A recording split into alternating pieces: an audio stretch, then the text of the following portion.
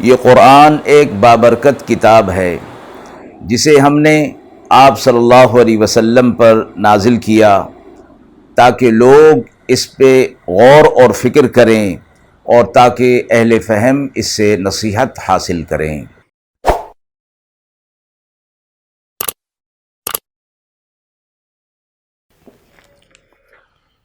بسم اللہ الرحمن الرحیم۔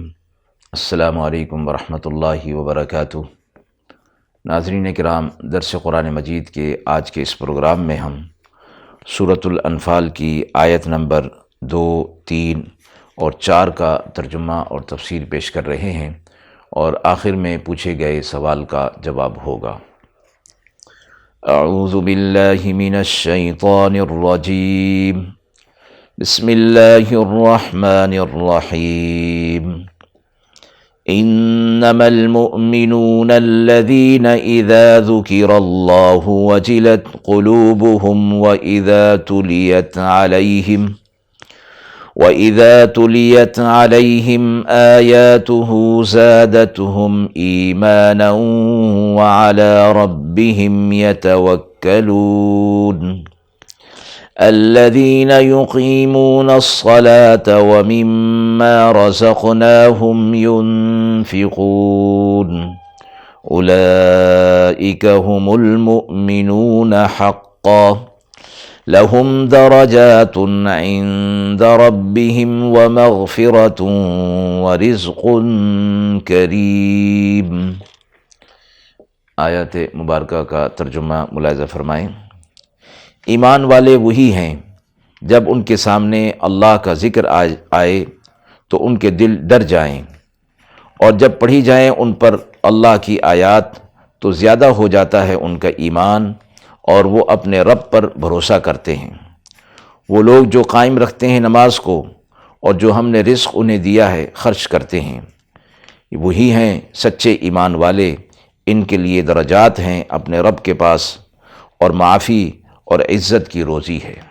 مذکورہ آیات سے پہلے مومنین کو یہ تاکید کی گئی تھی، تنبیہ کی گئی تھی کہ وہ تقوی اختیار کریں اور آپس کے تعلقات کو بہتر رکھیں، خوشگوار رکھیں، دلوں کے اندر نفرت نہیں ہونی چاہیے، اور اس کا طریقہ یہی ہے کہ تقوی اختیار کریں، اللہ اور اس کے رسول صلی اللہ علیہ وسلم کی اطاعت کریں اگر وہ مومن اپنے آپ کو کہلاتے ہیں، کہلوانا چاہتے ہیں۔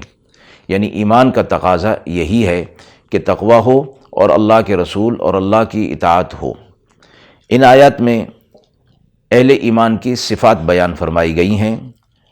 مذکورہ آیات میں سے پہلی صفت اہل ایمان کی یہ بیان فرمائی گئی کہ الذین اذا ذکر اللہ وجلت قلوبہم، جب ان کے سامنے اللہ کا ذکر کیا جاتا ہے تو ان کے دل سہم جاتے ہیں، ان کے دل ڈر جاتے ہیں، اللہ کی عظمت ان کے دلوں کے اندر آ جاتی ہے، اور ایک تقاضا ہیبت اور خوف کا ان کے دل کے اندر آ جاتا ہے، اور وہ اللہ کی شان اور عظمت کی وجہ سے ہوتا ہے۔ یہ ڈر اور خوف ایسا نہیں کہ جو انہیں کسی ایذا والی چیز کے ذریعے سے ہوتا ہے، بلکہ یہ اللہ کی عظمت اور شان کی وجہ سے ہوتا ہے کہ انسان کمزور ہے، ضعیف ہے، اور اللہ کا ذکر اس انداز میں اور اس کیفیات کے ساتھ نہیں کر سکتا جس طرح کے کرنا چاہیے، تو ان کے دلوں کے اندر ایک ڈر اور خوف آ جاتا ہے۔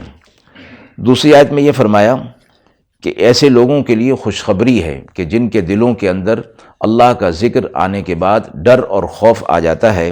وَبَشِّرِ الْمُخْبِتِينَ الَّذِينَ إِذَا ذُكِرَ اللَّهُ وَجِلَتْ قُلُوبُهُمْ۔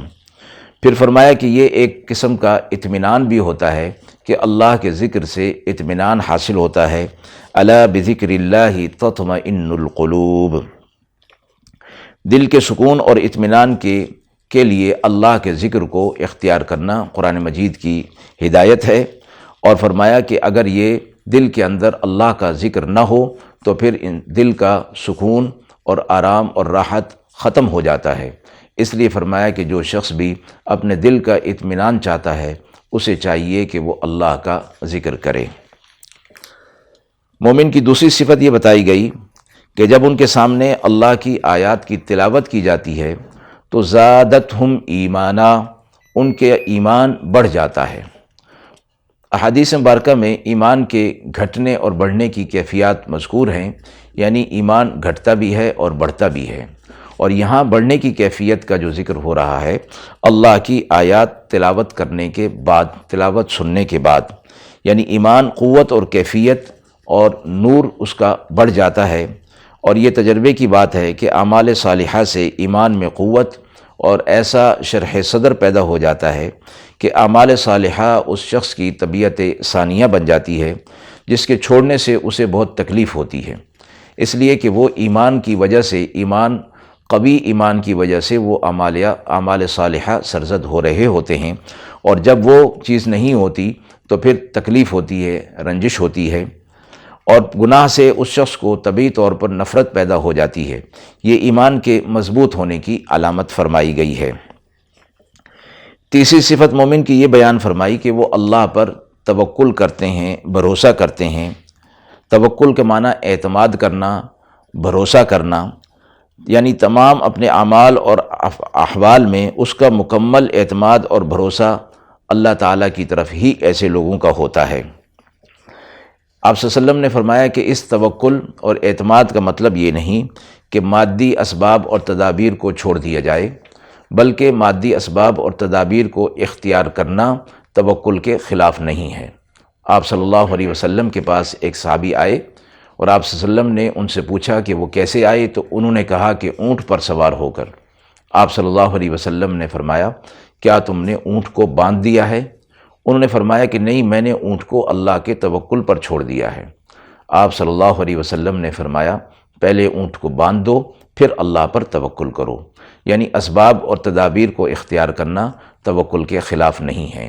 تو مومنین کی ایک تیسری صفت یہ بیان فرمائی کہ وہ اللہ پر توکل اور بھروسہ کرتے ہیں، اسباب اور تدابیر پر بھروسہ نہیں کرتے۔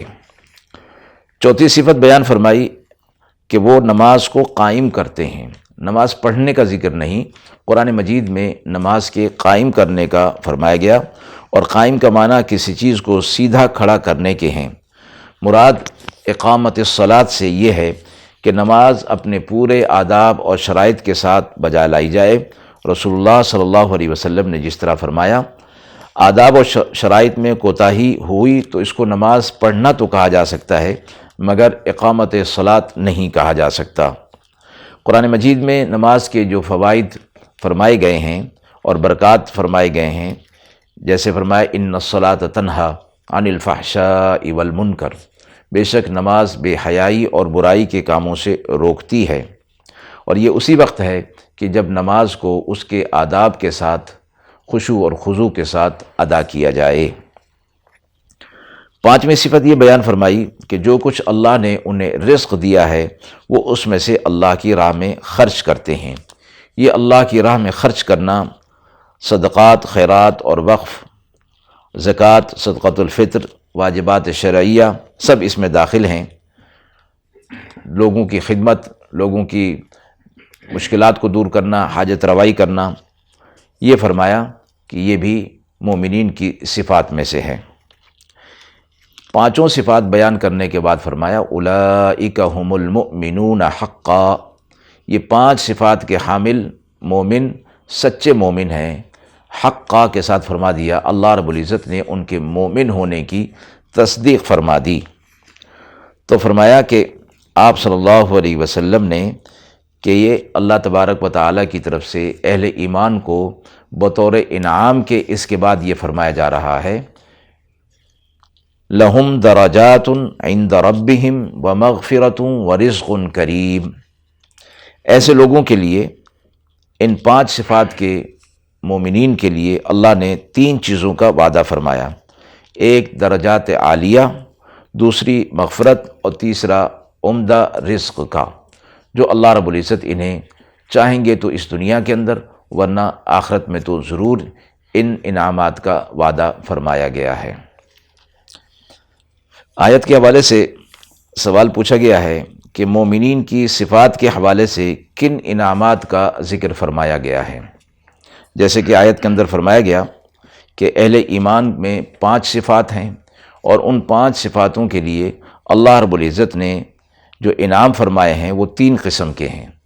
ایک وہ جن کا تعلق قلب اور باطن کے ساتھ ہے، جیسے ایمان، ان صفات کا تعلق قلب کے ساتھ اور باطن کے ساتھ ہے، جیسے ایمان، خوف خدا اور توکل علی اللہ، ان کا تعلق دل کے ساتھ ہے۔ اور دوسری قسم کی صفات وہ ہیں جن کا تعلق جسمانی اعمال کے ساتھ ہے، جیسے نماز کو قائم کرنا اور وہ مال کو اللہ کی راہ میں خرچ کرنا وغیرہ۔ ان تینوں قسم کے مقابلے میں 3 انعامات کا ذکر فرمایا گیا: درجات عالیہ قلبی اور باطنی صفات کے مقابلے میں، اور مغفرت ان اعمال کے مقابلے میں جو انسان کے ظاہری بدن سے ادا ہوتی ہیں، جیسے نماز وغیرہ، روزہ وغیرہ۔